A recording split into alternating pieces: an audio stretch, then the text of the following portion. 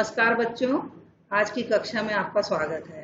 मैं श्रीमती सविता बांगरे उच्च माध्यमिक शिक्षक हूँ। शासकीय सरदार पटेल उच्चतर माध्यमिक विद्यालय की टीचर हूँ। आज हम कक्षा 11वीं में अर्थशास्त्र विषय में इकाई 3 भारतीय अर्थव्यवस्था की वर्तमान चुनौतियों के अंतर्गत अध्याय 8 आधारिक संरचना का अध्ययन करेंगे।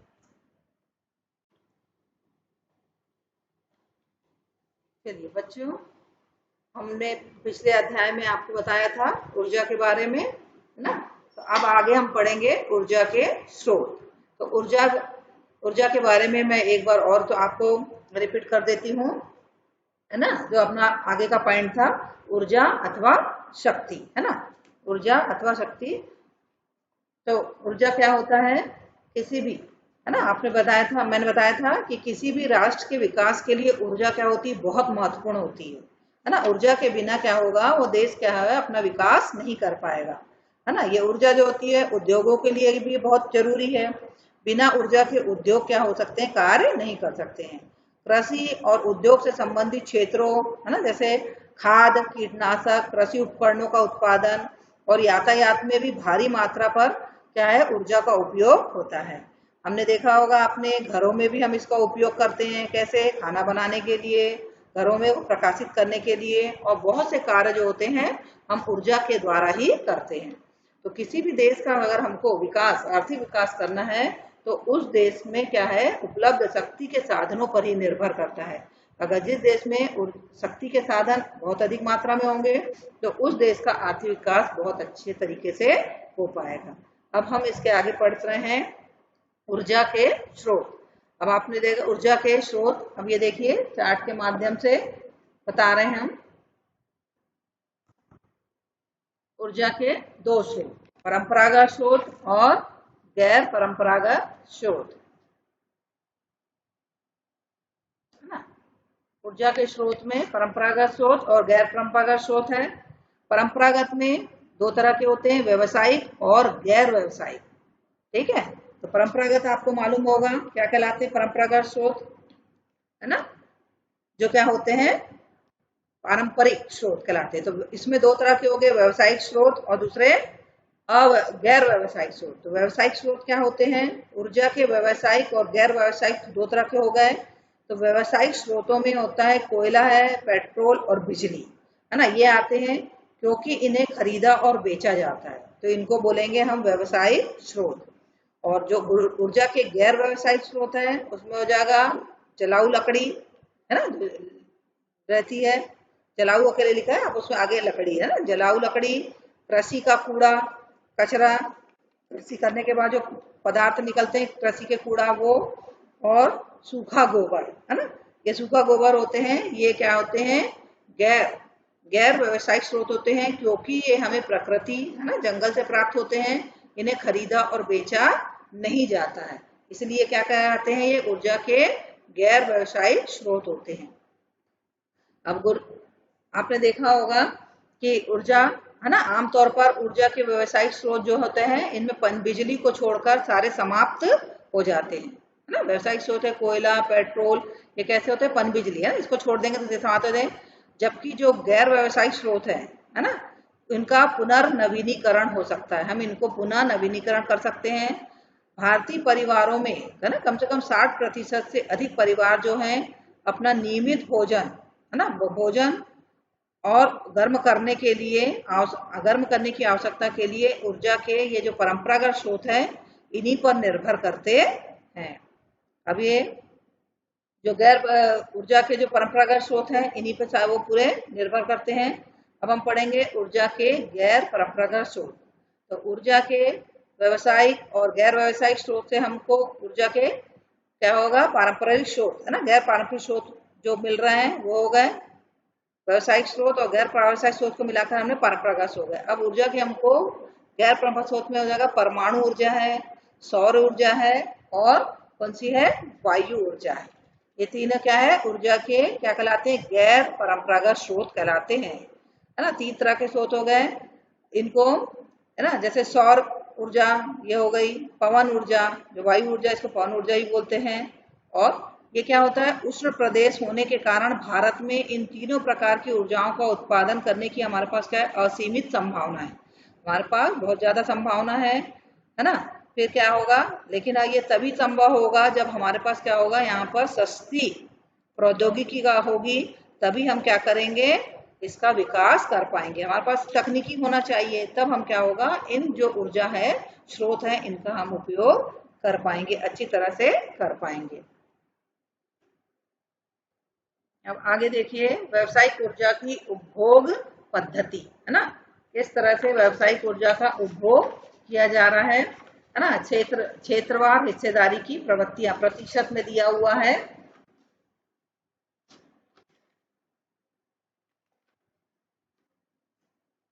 ना। अब यहाँ आप देख रहे होंगे, भारत में ऊर्जा का कुल उपभोग का जो 74% होता है वो व्यावसायिक ऊर्जा में खर्च होता है।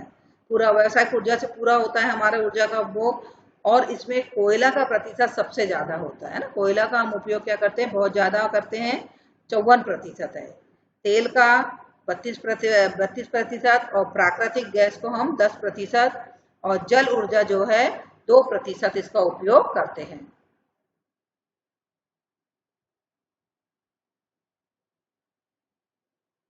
अब ये जो सारणी दी गई है, इसमें आप देखिए क्षेत्र दिए हुए हैं, है ना। जैसा कि आप सारणी में देख रहे हैं, अपने 1900, है ना, क्षेत्र दिया हुआ है, परिवार, घर, परिवार या घर, कृषि, उद्योग, परिवहन, अन्य और कुल। अब है 1953 और 54 पे देखिए, 53-54 वर्ष है, ये है ना, वर्ष है 1953-54। फिर है 70-71, 1970-71, 1990, 91 और 2014 और 15 की स्थिति में। तो आपने घर में, घर परिवार में देखा होगा, पहले 10% है ना, 10% उपयोग होता था इसका, ऊर्जा का। फिर इसके बाद इसका प्रतिशत बढ़ा, 70-71 में 12%। फिर उसके बाद है 90-91 में भी 12%। और 14-15 में क्या होगा, ये 23% हो गया, है ना। इस तरह से क्या हो रहा है कि ऊर्जा का प्रतिशत है जो उसमें क्या हो, बढ़ते चला जा रहा है, उपभोग, है ना। यहाँ पर क्या है, फिर उसके बाद है कृषि। आपने देखा होगा कृषि में ऊर्जा का उपयोग पहले 1% था, फिर ना 53-54 में, उसके बाद है 70-71 में कैसा हुआ, 3% हो गया। फिर 90-91 में 8% और 14-15 में, ये 2014-15 में 18%। तो इस तरह से कृषि में क्या हो रहा है, व्यवसायिक ऊर्जा का उपयोग कैसा होता, बढ़ता चला जा रहा है। उद्योग में देखिए, उद्योग में पहले 40% था, फिर 50% हुआ, 45% और 44, यानी ये भी क्या है, धीरे धीरे बढ़ता चला जा रहा है। फिर परिवहन, परिवहन में पहले तो ज्यादा होता था, 44%, है ना। फिर 28%। फिर उसके बाद है, हम क्या है इसका, 2014-15 में इसमें क्या हो रहा है, घटता चला जा रहा है। परिवहन का है, यहाँ पे परिवहन में क्या कर रहा है, ऊर्जा का उपयोग हम कम करते चले जा रहे हैं। फिर अन्य जो क्षेत्र होते हैं, वहां पे क्या हो रहा है, ये बढ़ता चला जा रहा है ना। इस प्रकार क्या है, ऊर्जा के उपयोग में अगर देखा जाए पूरी तरह से, तो ऊर्जा के उपयोग में क्या हो रही है, निरंतर वृद्धि होती जा रही है।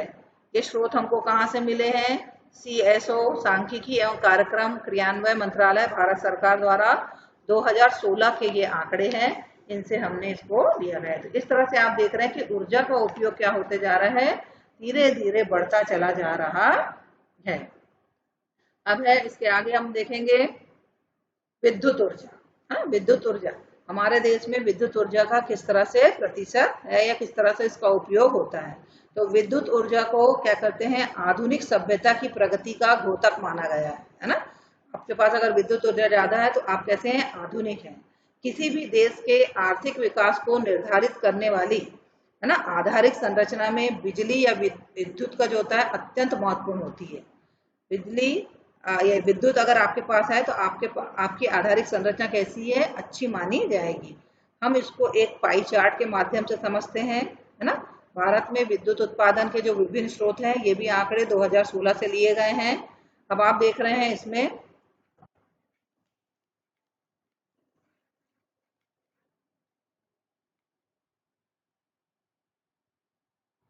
ये है ना। तो हमारा सबसे पहले तो देखिए आप, ऊष्मीय ऊर्जा, है ना। तो उसमें से जो ऊर्जा प्राप्त हो रही है ना, उसका उपयोग हो रहा है 67%। फिर इसके बाद है नवीकरणीय ऊर्जा 17.30%, परमाणु ऊर्जा है 2.10%, और जल ऊर्जा है 13.60%, है ना। तो इस तरह से क्या हो रहा है, हमारे देश में विद्युत का उपयोग, है ना, विद्युत ऊर्जा का उपयोग किया जा रहा है। इसको हम और देखें, है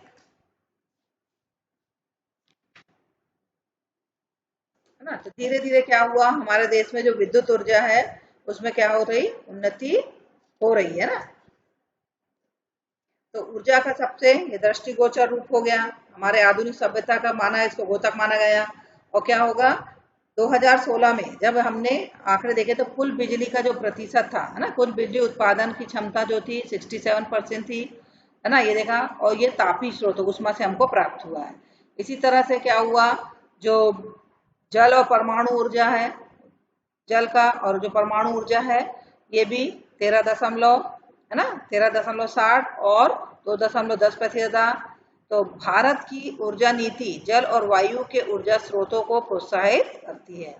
ये स्रोत जो है जीवाश्म ईंधन पर निर्भर नहीं है, इसलिए इनमें कार्बन उत्सर्जन नहीं होता है ना। इनके जीवाश्म ईंधन नहीं होते, इनमें कार्बन का उत्सर्जन नहीं होता। और इसके परिणाम स्वरूप इन दोनों स्रोतों से उत्पादित जो बिजली में तीव्र अभिवृद्धि हुई है, यानी बिजली की मात्रा में उन्नति हुई है, बिजली के अभिवृद्धि हुई है। बिजली की शक्ति, है ना, का एक महत्वपूर्ण स्रोत परमाणु ऊर्जा भी है। हमने बताया था भी परमाणु ऊर्जा है।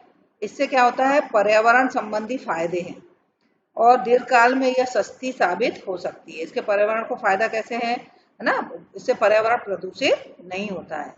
वर्तमान में जो परमाणु ऊर्जा कुल प्राथमिक ऊर्जा का जो खपत है 2.4% का अंश है, और जबकि विश्व औसत ये 13% है। यह बहुत ही कम है। इसलिए कुछ विद्वान जो कह रहे हैं, है ना, कुछ विद्वानों की ये राय है कि अधिक से अधिक विद्युत का उत्पादन जो है परमाणु स्रोत और कुछ अन्य विद्युत को अन्य वस्तुओं द्वारा किया जाना चाहिए, जिससे पर्यावरण और धारणीय विकास क्या होगा, हमारा प्रभावित नहीं होगा। यानी विद्युत ऊर्जा को हमको क्या है, परमाणु ऊर्जा, है ना, और जल ऊर्जा, इनका ज्यादा उपयोग करें। इनसे क्या होगा, हमारा पर्यावरण क्या होगा, प्रभावित नहीं होगा।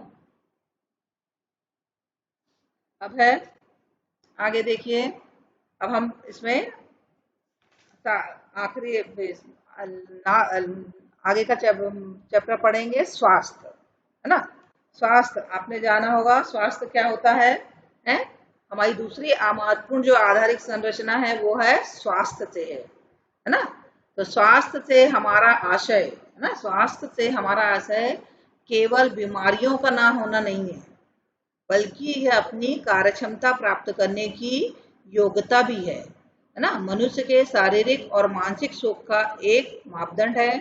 स्वास्थ्य जो है राष्ट्र की समग्र संतृप्ति और विकास से जुड़ी एक पूर्ण प्रक्रिया है। अगर हम सोचे कि हम क्या बोलते हैं, बीमार नहीं है तो हम स्वस्थ हैं, लेकिन ये ऐसा नहीं है कि हम बीमार नहीं है तो हम स्वस्थ हैं। लेकिन हमारे को क्या है, स्वस्थ तो हम हैं, लेकिन हमारी कार्य क्षमता कैसी होनी चाहिए, अच्छी होना चाहिए। हमारे को शारीरिक और मानसिक जो है संतृप्ति प्राप्त होगी तो ही हम क्या कहलाएंगे, स्वस्थ कहलाएंगे, है ना।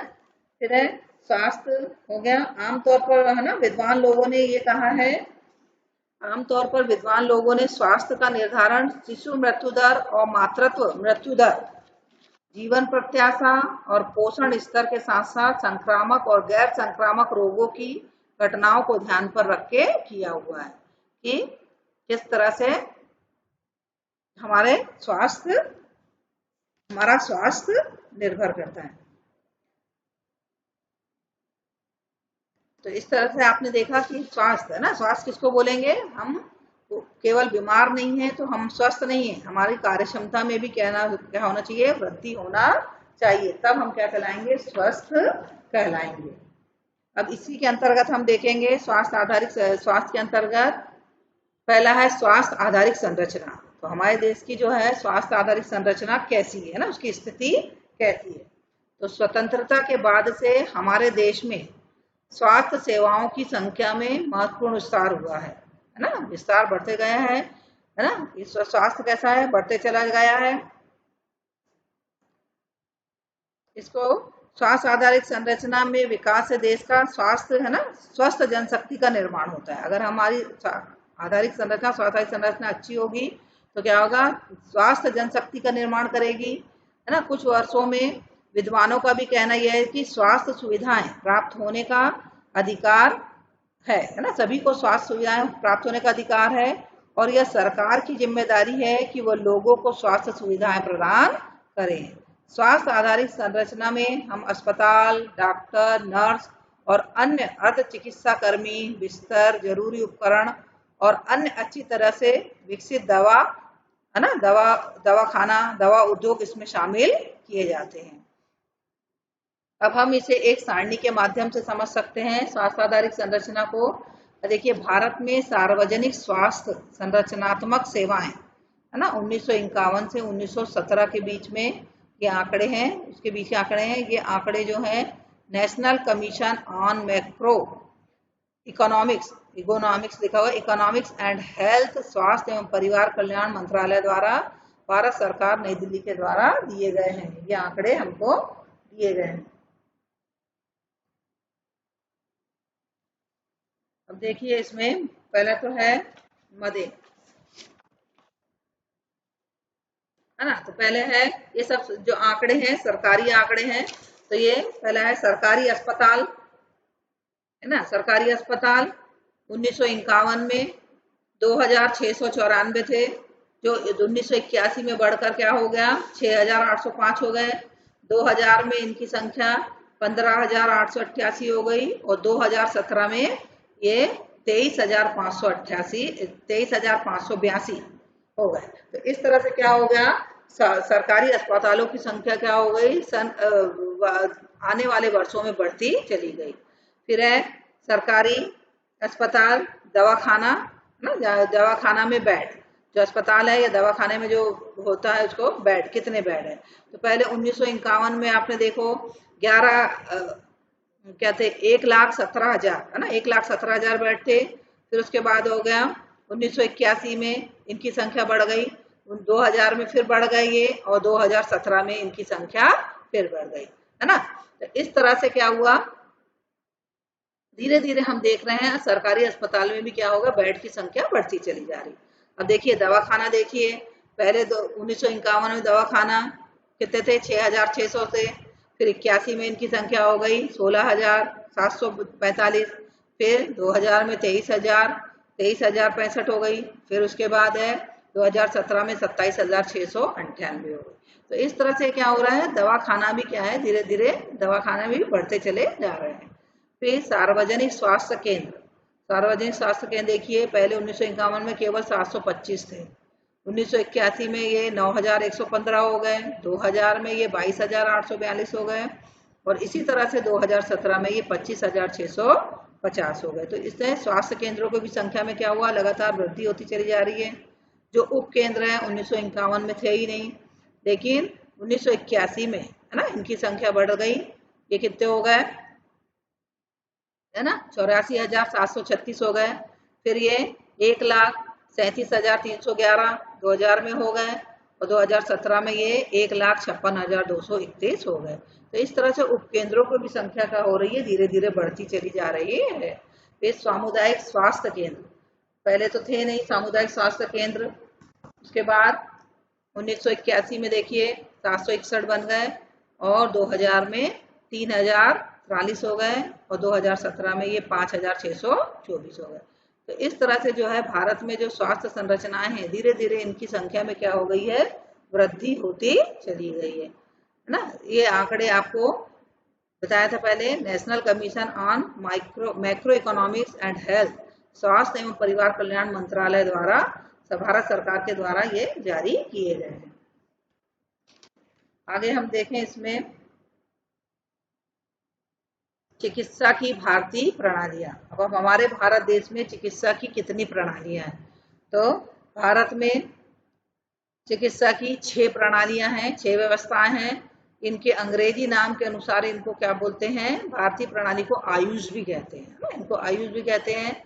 इसमें पहली है आयुर्वेद, योग, यूनानी, वो सी लिखा है, आप उसको सिद्ध करिएगा, क्या लिखे, सिद्ध। फिर प्राकृतिक चिकित्सा, और होम्योपैथी, होम्योपैथी लिखा हुआ है, उसको होम्योपैथी करिएगा, ठीक है। तो अब ये है 6 तरह की हमारे यहाँ क्या है चिकित्सा पद्धति है, इनको आयुष कहा जाता है।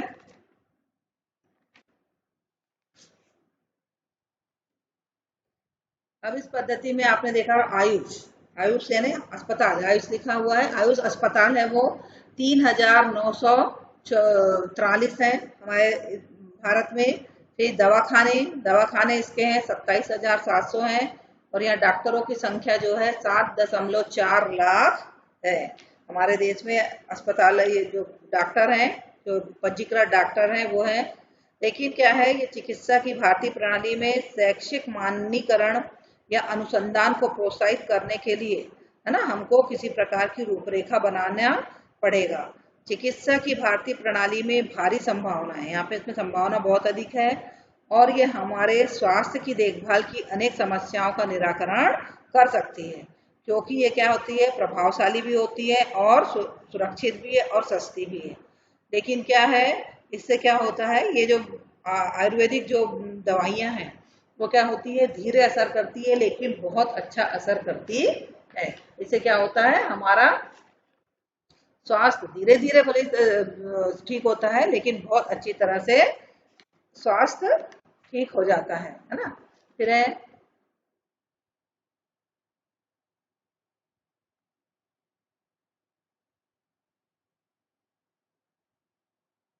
आपने देखा होगा हमारे भारत में स्वास्थ्य व्यवस्था है ना, किस तरह की स्वास्थ्य व्यवस्था है। तो भारत की जो स्वास्थ्य आधारित संरचना और स्वास्थ्य सुविधाएं को जो हम 3 भागों में बांटा गया है, प्राथमिक, है ना, प्राथमिक चिकित्सा, द्वितीयक और तृतीयक, ये 3 व्यवस्था है भारत में। प्राथमिक क्षेत्र की सुविधाओं में क्या लिया जाता है, स्वास्थ्य समस्याएं को पहचाना जाता है, उन्हें पहले पहचानते हैं, फिर रोकने और नियंत्रित करने की विधि, है ना, विधि बताते हैं। फिर खाद्य पूर्ति और उचित पोषण और जल की पर्याप्त पूर्ति, है ना, इसमें की जाती है, तथा मूलभूत स्वच्छता, शिशु और मातृत्व देखभाल, प्रमुख संक्रामक बीमारी और चोटों से प्रतिरोध तथा मानसिक स्वास्थ्य का संवर्धन और आवश्यक दवाओं का प्रावधान इसमें शामिल किया जाता है ना। ये पहली व्यवस्था है, प्राथमिक व्यवस्था कहलाती है।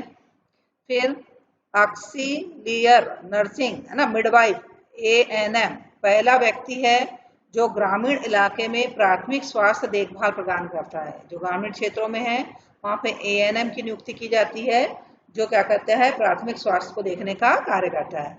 प्राथमिक चिकित्सा प्रदान करने के लिए गांवों तथा छोटे कस्बों में अस्पताल बनाए गए हैं।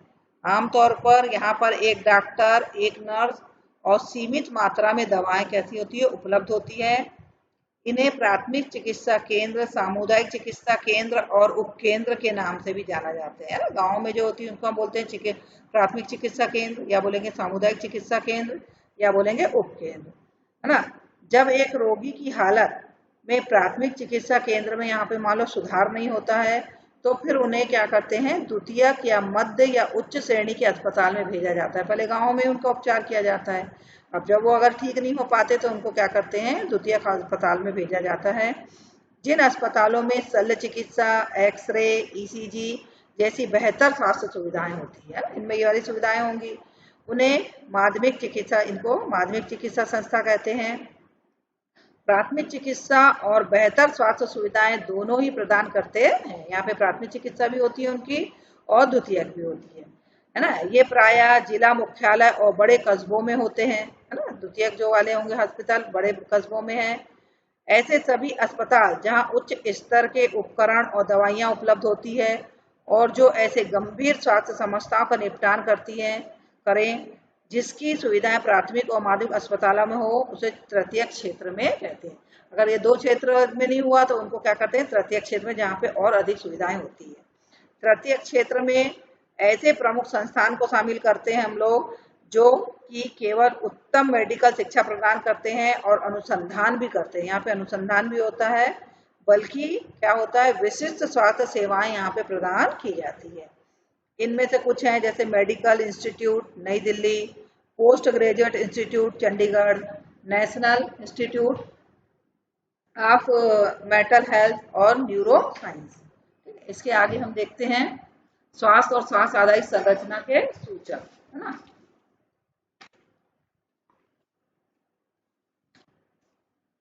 है ना, इसमें है एक देश में स्वास्थ्य की स्थिति का हम मूल्यांकन कर रहे हैं। शिशु मृत्यु दर और मातृ मृत्यु दर, जीवन प्रत्याशा, पोषण के स्तर के साथ साथ संक्रामक और गैर संक्रामक रोगों की घटनाओं का जैसे सूचकों के द्वारा इसका अध्ययन किया जाता है।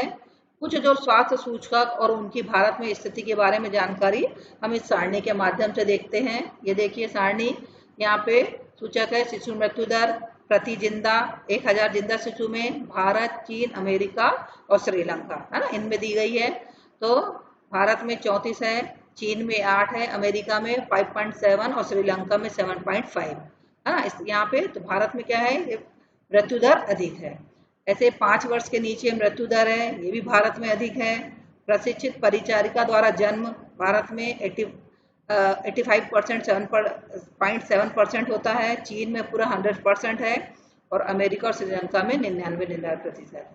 प्रतिरक्षित शिशु डीपीटी प्रतिशत में, है ना, ये 88%, 99, 95 और 99। इसी तरह से डीपीटी प्रतिशत के रूप में स्वास्थ्य व्यय में सरकारी हिस्सेदारी हमारे भारत में कम है ना। जेब से बाहर, है ना, व्यय जेब से बाहर है वो व्यय स्वास्थ्य पर वर्तमान व्यय में प्रतिशत के रूप में। तो इस तरह से हमारे देश में क्या होता है, स्वास्थ्य पर खर्च किया जाता है। आगे शहरी, ग्रामीण तथा धनी निर्धन का विभाजन।